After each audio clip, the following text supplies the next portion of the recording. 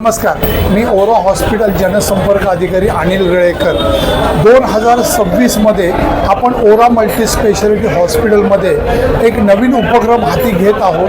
ते उपक्रम दर शुक्रवारी 3 महिने दुपारी 12 ते 4 या वेळेमध्ये हे मोफत आरोग्य तपासणी शिबिर असणार आहे.